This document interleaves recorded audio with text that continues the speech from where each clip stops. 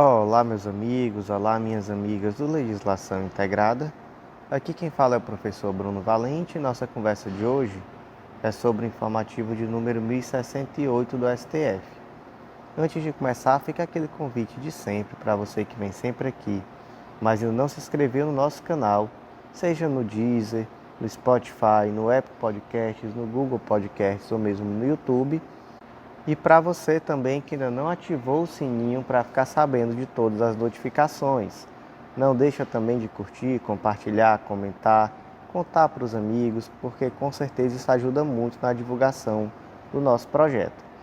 Também fica aquele convite para você que ainda não nos segue o Instagram, @legislação_integrada, onde também temos novidades diariamente.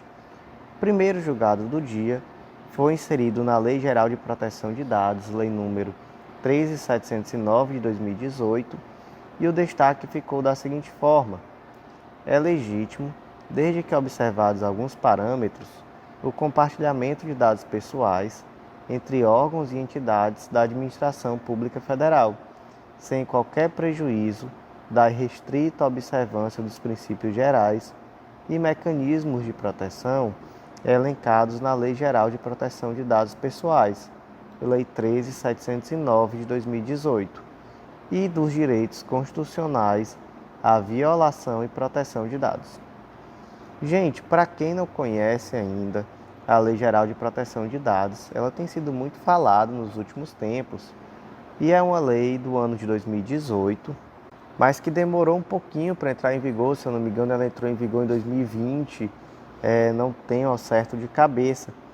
E essa lei, ela trata sobre o tratamento, trata sobre o tratamento de dados pessoais, não só em relação a pessoas jurídicas de direito privado ou pessoas físicas, mas também em relação a pessoas jurídicas de direito público. E aí acontece que vem um decreto, que foi o decreto número 10.046 de 2019, e que ele dispõe sobre governança e compartilhamento de dados no âmbito da administração pública federal, e também sobre um cadastro base do cidadão e o Comitê Central de Governança de Dados. E aí qual foi a questão aqui nesse decreto? É que ele trazia essa possibilidade de compartilhamento de dados entre entidades públicas na administração pública federal. Então imagina, por exemplo, que o INSS tem acesso a um dado, e aí suponha que esse dado que está de poder, na posse do INSS, ele acaba sendo compartilhado com a Receita Federal, e etc., e por aí vai. Então, o STF decidiu que não há inconstitucionalidade nisso. De fato é possível que haja esse tratamento de dados, esse compartilhamento, mas ele trouxe parâmetros. E o objetivo desses parâmetros é exatamente que esse compartilhamento de dados atenda de uma forma correta aquilo que está previsto na Lei Geral de Proteção de Dados. Então, por exemplo, vamos lá para aquilo que foi decidido. Foi decidido, a ação em si foi julgada parcialmente procedente, e alguns termos aqui que constaram. Primeiro, o compartilhamento de dados pessoais entre órgãos e entidades da administração pública pressupõe que a eleição dos propósitos sejam legítimos, específicos e explícitos para o tratamento de dados.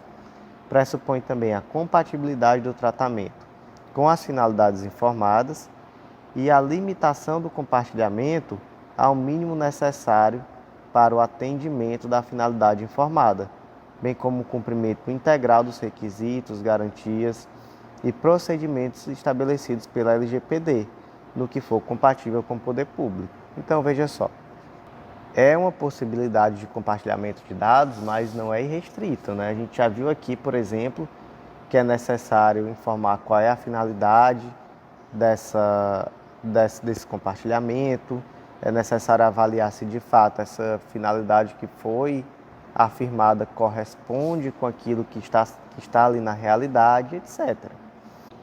2.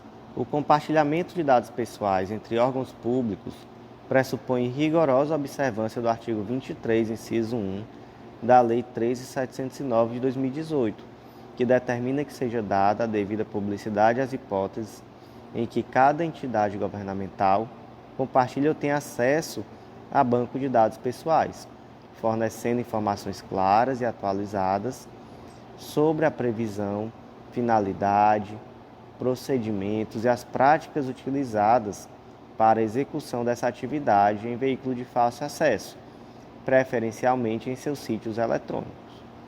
3. O acesso de órgãos e entidades governamentais do Cadastro Base do Cidadão fica condicionado ao integral atendimento das diretrizes acima arroladas, cabendo ao Comitê Central de Governança de Dados, no exercício das suas competências, que estão lá no artigo 21 do decreto, aí vai trazer, por exemplo, a necessidade de previsão de mecanismos rigorosos de acesso a esse cadastro, a justificativa formal, prévia, enfim, também a instituição de medidas de segurança. Então, tudo isso acaba sendo mais detalhado, né? Deixando muito clara essa necessidade de proteção dos dados pessoais, que o compartilhamento seja sempre o mínimo necessário. Então, não é possível, por exemplo, você compartilhar todos os dados que você tem do indivíduo de uma forma indiscriminada. Tem que ser aquele dado necessário, suficiente, de forma justificada.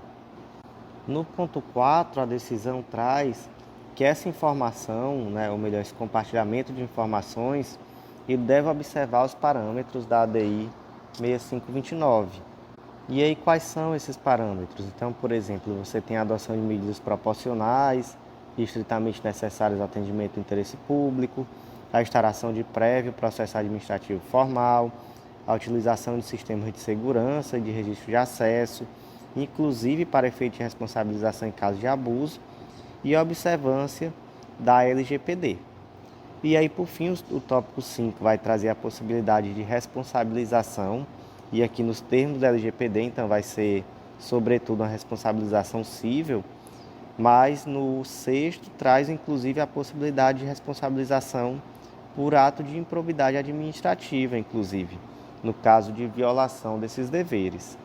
Então, foi uma decisão que, de fato, esmiuçou esse decreto, trouxe aqui uma necessidade muito mais clara de adoção de procedimentos que vão ter o objetivo de resguardar direitos, de evitar excessos, e trouxe também, né, por fim, a declaração de inconstitucionalidade do artigo 22 do decreto.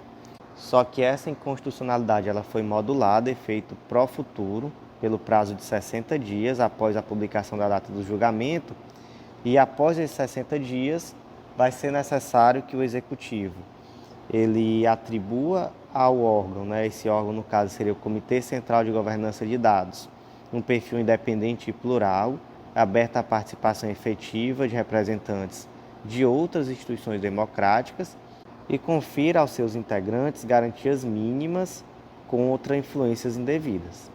Então, foram esses os pontos, um julgado realmente muito amplo, trouxe ali muitos detalhamentos sobre esse decreto e eu acredito que foi um julgado positivo, porque ele traz essa possibilidade de compartilhamento de dados entre os entes públicos, que de fato é importante, mas ele resguarda o interesse do indivíduo, inclusive trazendo maior embaraço a possibilidade de utilização política desses dados, né, e do compartilhamento desses dados com interesses que não são democráticos, digamos assim.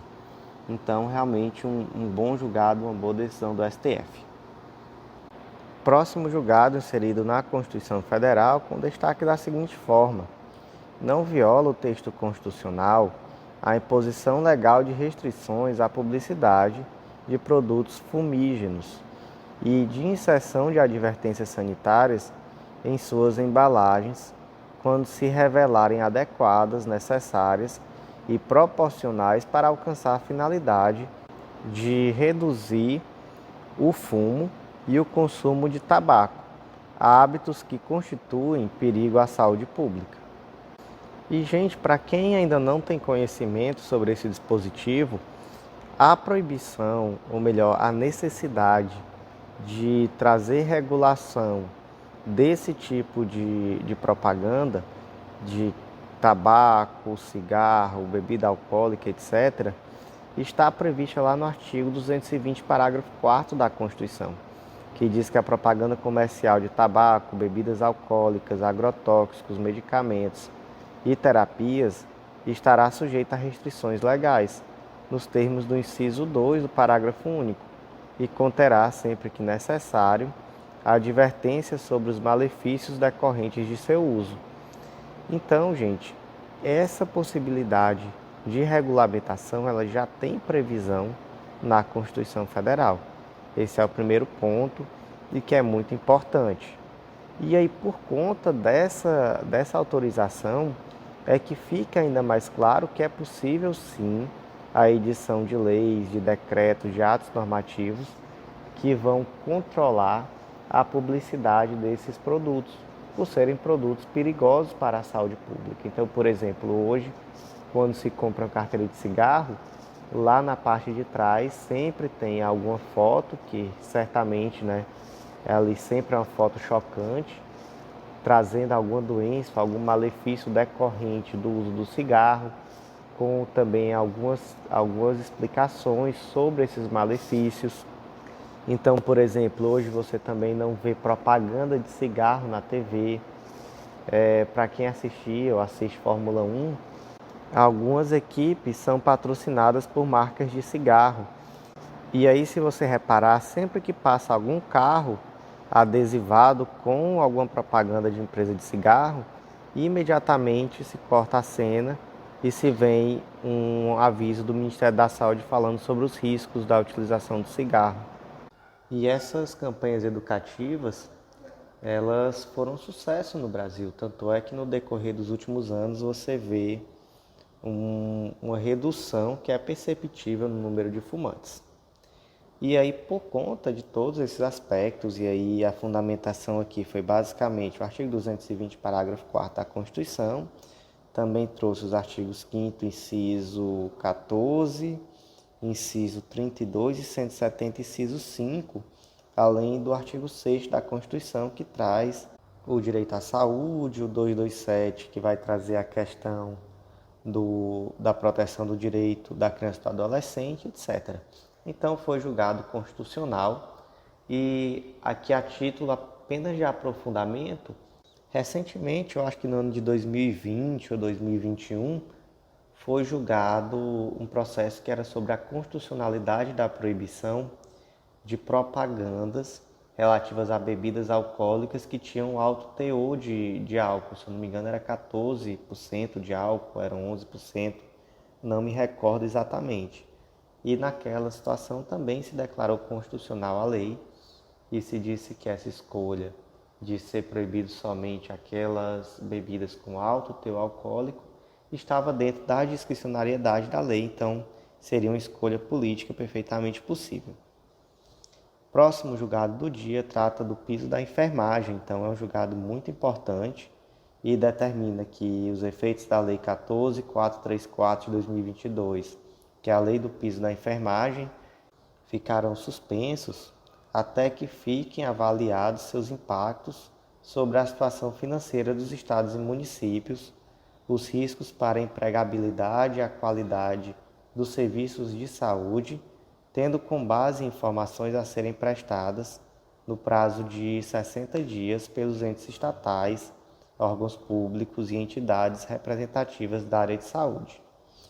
Gente, aqui nós temos uma situação que foi muito peculiar e que realmente houve um verdadeiro atropelo, talvez com essa sanha decorrente do período eleitoral que se aproximava, e veio essa proposta do piso salarial da enfermagem, que é um piso salarial que sim, é justo, é devido, e são profissionais da maior importância, e isso ficou muito claro na pandemia, foram reconhecidos aí pela sociedade como os heróis na pandemia, e tudo isso fortaleceu a classe como um todo na hora de ir até o Congresso mesmo pedir uma medida que trouxesse uma melhoria do seu quadro salarial.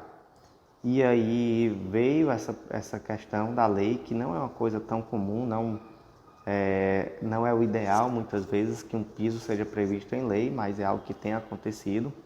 E aí pode ser um debate depois, talvez para um podcast ou para uma explicação em um vídeo que eu detalhe por que não é tão legal que esse tipo de aumento salarial seja feito por lei, mas o fato é que se buscou, com essa proximidade com as eleições, esse aumento salarial através de lei. E aí já veio o primeiro problema, porque houve um vício de iniciativa. Porque esse tipo de lei, que vai trazer um custo adicional, inclusive ao funcionalismo público, ele necessariamente vai precisar ter uma iniciativa do Poder Executivo. E a iniciativa foi do Poder Legislativo. Foi um deputado, um senador, não sei ao certo, mas acredito que um deputado. Então aí já veio o primeiro problema. E aí se tentou contornar isso da pior forma possível. Se trouxe da forma mais difícil, né, melhor dizendo, se aprovou uma emenda à Constituição, que foi a emenda 124, que trazia essa necessidade de uma lei para instituir piso. E aí, posteriormente à emenda, foi aprovada a Lei 14.434. Por que eu digo que foi a pior forma possível, ou melhor dizendo, né, aqui corrigindo, foi algo inefetivo? Porque isso por si só não corrige o defeito de iniciativa. Então, essa lei, se ela for formalmente constitucional desde o início, por um vício de iniciativa, não vai ser a sanção presidencial ou mesmo a existência de uma emenda à Constituição sobre o assunto que vai suprir. Então, assim, mesmo que se queira suprir, não seria possível, pelo menos dentro daquilo que a gente tem de jurisprudência hoje no STF. Então, isso por si só já é um problema gravíssimo de ordem formal e que é muito difícil de contornar. Mas, além disso, há um outro problema muito grave nessa lei. E aí, gente, como eu estou dizendo, a questão do piso, que foi um piso de R$ 4.750 para enfermeiro, 70% desse valor para técnico de enfermagem e 50% para auxiliar de enfermagem e parteiras, né? Auxiliares de enfermagem e parteiras. Então, assim, a questão do valor a ser pago, isso daí todo mundo concorda, obviamente. Mas a gente está falando aqui dos vícios formais e materiais decorrentes da tramitação dessa lei que levaram à sua suspensão. Então, aí o segundo ponto. Acabou-se havendo uma vulneração do Pacto Federativo. Por quê? Porque uma lei federal, ela acabou adentrando na esfera municipal e estadual, determinando que estados e municípios aumentem o salário de servidores sem que haja nenhuma complementação orçamentária por parte da União. Então, veio uma imposição de cima para baixo, e aí quando a gente fala de cima para baixo, deve-se avaliar que não é bem de cima para baixo, né? Porque não existe hierarquia. O que existem são entes autônomos. O que deve existir é uma situação em que estados, municípios e União dialogam. E veio de uma forma imposta lá da União para os estados e municípios esse aumento, sem a percepção se de fato esses estados e municípios teriam ou não essa capacidade orçamentária naquele momento, e sem a previsão de nenhuma medida para complementar o orçamento daqueles que não tivessem essa possibilidade. Então, veja só como isso pode trazer uma situação grave para esses estados e municípios. E o terceiro ponto, e eu acho que é nesse ponto que fica mais clara a pressa na elaboração e na aprovação dessa lei. E aí que é algo que só se justifica pela proximidade com as eleições. Infelizmente, só se justifica dessa forma esse tipo de coisa. Porque não houve um debate acerca das realidades locais. Então, por exemplo, R$ 4.750 de piso para enfermeiros que moram talvez no interior do Ceará, no interior de algum estado, seja um valor muito bacana, muito bom. E hoje, provavelmente, eles ganham menos do que isso.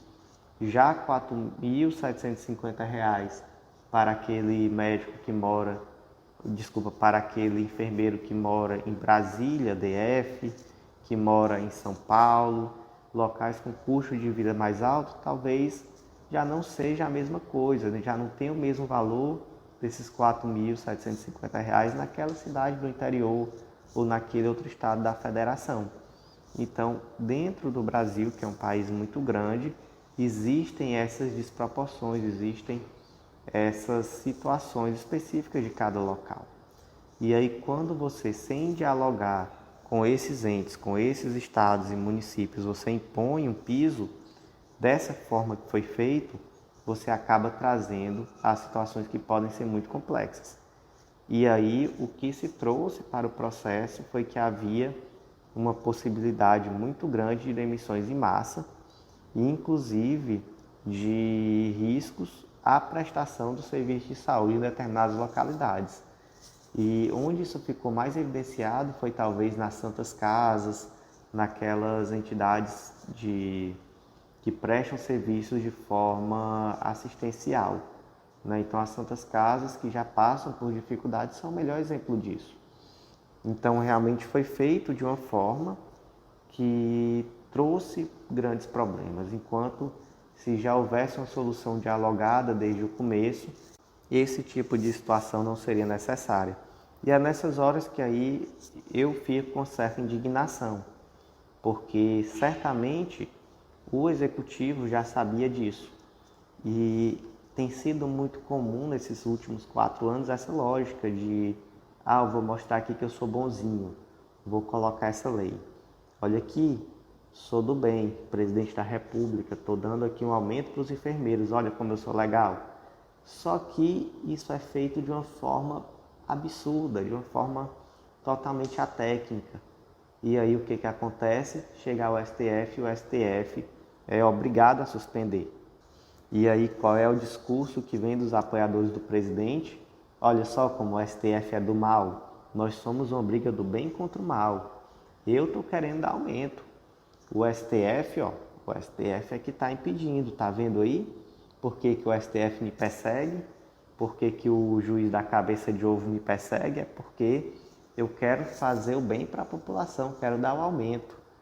E aí fica essa briga, cria-se essas situações cada vez mais, colocando a opinião pública contra as instituições democráticas, e a cada momento caminhamos a uma situação pior. Mas vejo, pelo menos de uma forma positiva, os efeitos desse remédio amargo, que foi a suspensão dessa lei, dos efeitos dessa lei, melhor dizendo, porque agora o efeito prático é que a União vai ter que descobrir de onde é que vai tirar esse dinheiro. E aí a gente já vê aí toda essa articulação do governo procurando de onde é que vai tirar esse dinheiro. Se eu não me engano, são 17 bilhões que ele vai precisar de complementação orçamentária para poder cobrir esse piso salarial, que é um piso salarial que é devido e que eu espero que no final das contas se mantenha, que de fato recebam esse aumento, né, que se garanta pelo menos isso para todos os enfermeiros, técnicos de enfermagem, melhor dizendo, mas isso vai ser feito, espero, né, graças a essa decisão, sem que venha junto uma demissão em massa, uma situação que seria pior para os trabalhadores. E o último julgado do dia foi inserido na Constituição Federal e o destaque ficou da seguinte forma: é inconstitucional, por violação à cláusula constitucional da não afetação da receita oriunda de impostos e autonomia municipal, norma estadual que determina a forma de aplicação dos recursos destinados ao município em razão da repartição constitucional de receitas. Então, aqui se tratava da lei de número 12.690 de 99 do estado do Paraná, e essa lei determinava que 50% daquilo que fosse destinado ao município de ICMS, que fosse oriundo do fato desse município possuir reserva indígena em seu território, e sendo essa reserva considerada área de conservação ambiental, 50% desse valor deveria ser gasto necessariamente na respectiva área indígena. Então trouxe aqui uma vinculação dessa receita decorrente do ICMS a esse gasto, né? Então deveria esse valor ser gasto na própria terra indígena. E aí o que o STF entendeu? Primeiro ele trouxe uma medida cautelar que foi há muito tempo.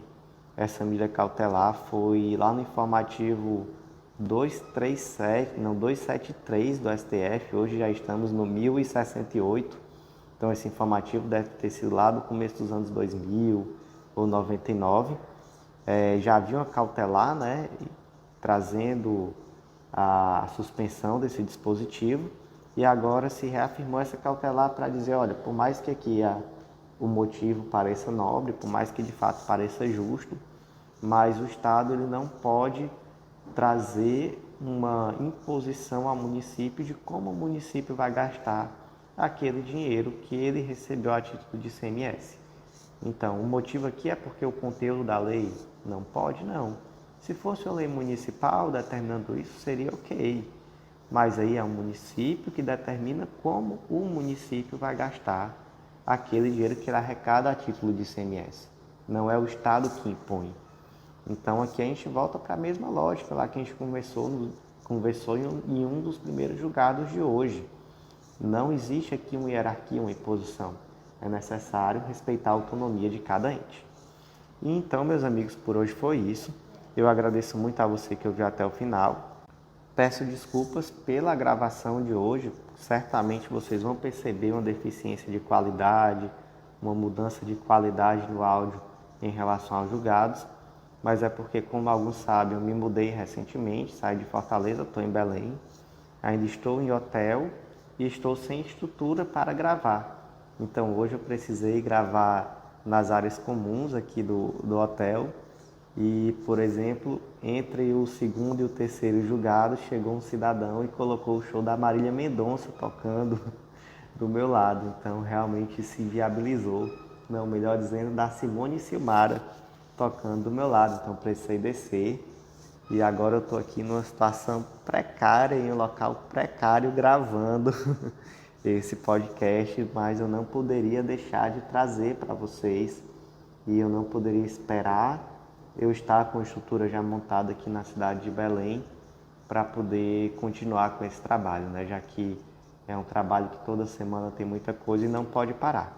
Então eu peço desculpas a vocês por essa deficiência de qualidade nesse e talvez em alguns dos próximos podcasts. Vou me esforçar para conseguir trazer isso para uma situação melhor muito em breve.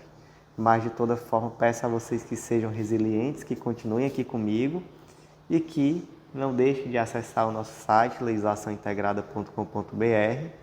Lá vocês vão encontrar todos os nossos materiais, o nosso Clube da Lei, que te dá acesso a todos os materiais e planos de leitura. E com certeza vai ser um material que vai ser um diferencial para a sua aprovação, trazendo organização e uma profundidade no seu estudo contextualizado de lei seca e jurisprudência. Então, meus amigos, por hoje foi isso. Eu agradeço muito e até a próxima.